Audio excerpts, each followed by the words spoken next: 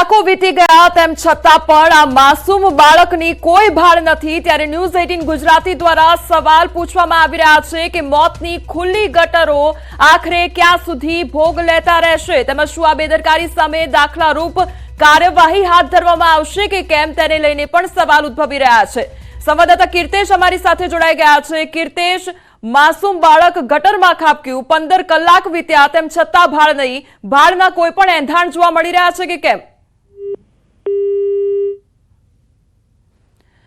તો ફરી એકવાર કીર્તેશનો સંપર્ક કરવાનો પ્રયાસ કરીશું। એક બાદ એક સવાલ એ પણ ઉદ્ભવી રહ્યા છે કે આખરે આ ગટરનું ઢાંકણું ખુલ્લું શા માટે રાખવામાં આવ્યું હતું, અને અવારનવાર આ પ્રકારની ઘટનાઓ બનતી હોય છે તેમ છતાં પણ તંત્ર દ્વારા આ અંગે કોઈ પણ વ્યવસ્થા શા માટે નથી કરવામાં આવતી, તેને લઈને સવાલો ઉદ્ભવી રહ્યા છે। ત્યારે ખુલ્લી ગટરો બની અને એ ત્રાસદાયક બની ગઈ છે। શહેરીજનોમાં ભારે રોષ વ્યાપ્યો છે। સુરતના વરિયાવના બનાવ બાદ રોષ વકર્યો છે લોકોમાં, તો મોતની ખુલ્લી ગટરો સામે સ્થાનિકોમાં રોષ ભભૂકી ઉઠ્યો છે। સ્થાનિકોનો ચક્કાજામ અને દેખાવો કરી વિરોધ કરવામાં આવી રહ્યો છે। હવે લોકો પણ રસ્તા પર એકઠા થઈ ગયા છે અને તેમના દ્વારા સતત વિરોધ કરવામાં આવી રહ્યો છે, કારણ કે આ એક એવી ઘટના નથી કે જ્યાં ગટરમાં બાળક ખાબક્યું હોય અને તેની ભાળ ન મળી રહી હોય।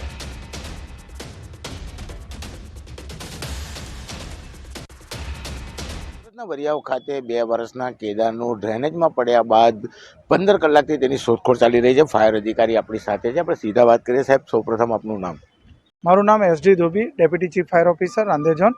અમારી જેવો અમને ગઈકાલે કોલ મળ્યો, અમારા સિનિયર અધિકારીઓ તમામ અને અમારા જે અધિકારીઓ કર્મચારીઓ અહીંયા ઘટના સ્થળે આવેલા અને ત્યારથી લઈને અત્યારે લગભગ 15-16 કલાક થઈ ગયા છે।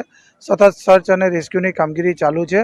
અમારા માણસોને ગઈકાલે રાત્રે પણ અને અત્યારે પણ અમે નીચે ટનલમાં ઉતાર્યા, જે કમસે કમ 20 થી 30 ફૂટ ઊંડી છે, અને દરેક મેઇન હોલ પર અમારા અધિકારીઓ અને માણસોને ગાઈડલાઇનની મદદથી રાખ્યા છે, જેથી એ લોકો અંદર સર્ચ કરતા જાય છે કોઈ જગ્યાએ બાળકને છે કે બોડી એની મળે છે કે કેમ।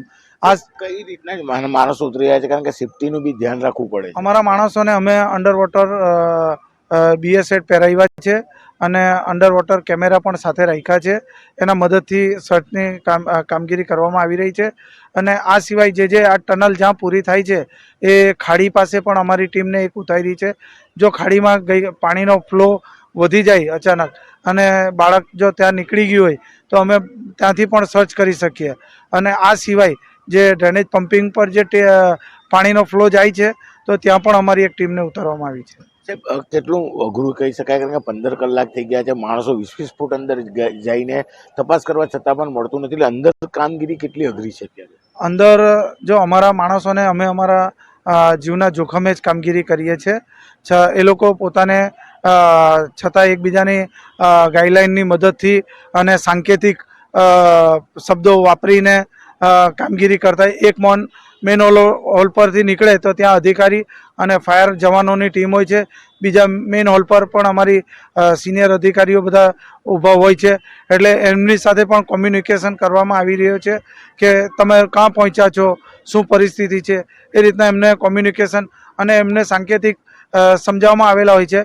કોઈ પરિસ્થિતિ અઘરી જણાય તો અમને સંકેત આપે, અમે એમને તાકીદે બહાર કાઢી શકીએ। બિલકુલ, BSF સૂટ પહેરીને જવાનો ઉતરી રહ્યા છે। આ એ જ આવા જ હોલ્ડ છે કે અલગ અલગ જ્યાંથી ઘટના સ્થળ છે ને જ્યાં ખાડી પૂરી થાય છે, તમામ હોલ્ડ પર તમામ જગ્યા પર ફાયરના જવાનો અને અધિકારીઓ છે, અને ખાસ કરીને જે ખાડી છે ત્યાં આગળ બોટમાં પણ ફાયરના જવાનો તૈનાત છે। એટલે કે બાળકને શોધવા છેલ્લા 15 કલાકથી ફાયરના જવાનો પોતાના જીવના જોખમે BSF સૂટવાળા ડ્રેનેજમાં 20 થી 30 ફૂટ અંદર ઉતરી અને શોધખોળ કરી રહ્યા છે, પણ હજુ સુધી સફળતા મળી નથી। ત્યારે ફાયરના જવાનો સતત બાળક કેદારને શોધવા માટેની મહેનત કરી રહ્યા છે। કીર્તેશ પટેલ, ન્યૂઝ 18 ગુજરાતી, સુરત। તો સુરત શહેરની આ ખૂબ જ ગંભીર ઘટના, વરિયાવ વિસ્તારની આ ઘટના કે જ્યાં ગટરમાં એક માસૂમ બાળક ખાબક્યું છે અને લગભગ 2 વર્ષનું આ બાળક, અને તે ગટરમાં ખાબક્યું છે। ત્યારે તેને લઈને સવાલ ઘણા બધા થઈ રહ્યા છે કે આખરે તંત્ર દ્વારા કામગીરી શા માટે ન કરવામાં આવી, આ ગટરનું ઢાંકણું શા માટે ખુલ્લું હતું, તેને બંધ રાખવામાં કેમ ન આવ્યું, અને જો ગટરનું ઢાંકણું ખુલ્લું હતું તો ત્યાં આગળ એ પ્રકારની વ્યવસ્થા કેમ ન કરવામાં આવી કે જેનાથી કોઈનો પણ પગ ત્યાં આગળ ન પડે અથવા તો તેની આસપાસ કોઈ વ્યક્તિ આવી ન શકે તે પ્રકારની વ્યવસ્થા શા માટે નહોતી કરવામાં આવી તેને લઈને સવાલ થઈ રહ્યા છે। કારણ કે હવે જે તસવીરો સામે આવી રહી છે તેમાં હવે તંત્ર કામે લાગ્યું છે। એ બાળકની શોધખોળ કરવામાં આવી રહી છે। લગભગ 15 કલાક જેટલો સમય વીતી ગયો તેમ છતાં એ બાળકની કોઈ ભાળ નથી, એ ભાળના કોઈ એંધાણ નથી।